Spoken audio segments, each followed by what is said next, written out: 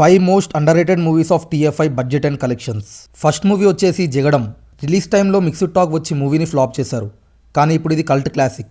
ఈ movie release కోసం చాలా మంది వెయిట్ చేస్తున్నారు. ఈ మూవీ ఎస్టిమేటెడ్ బడ్జెట్ వచ్చి 4 crore to 14 crore. దీని కలెక్షన్ వచ్చేసి అప్రాక్సిమేట్లీ 10.5 crore. సెకండ్ మూవీ వచ్చేసి గౌతమ్ నందా.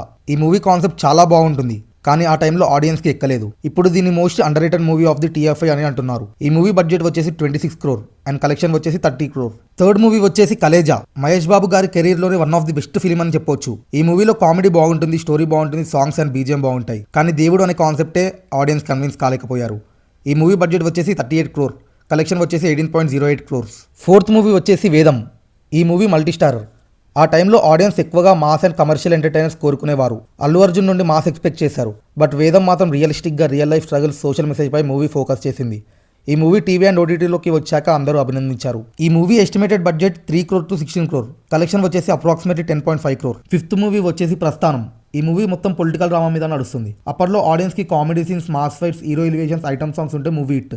కానీ ఈ మూవీ మొత్తం పొలిటికల్ డ్రామా కావడం వల్ల మూవీ కొంచెం స్లో ఫీల్ వచ్చింది. ఇంకోటి మెయిన్ గా ఈ మూవీ అప్పటికి శర్వానంద్ గారు అంత పెద్ద మాస్ స్టార్ కాదు. ఈ మూవీ బడ్జెట్ అండ్ కలెక్షన్ సమానంగా వచ్చాయి.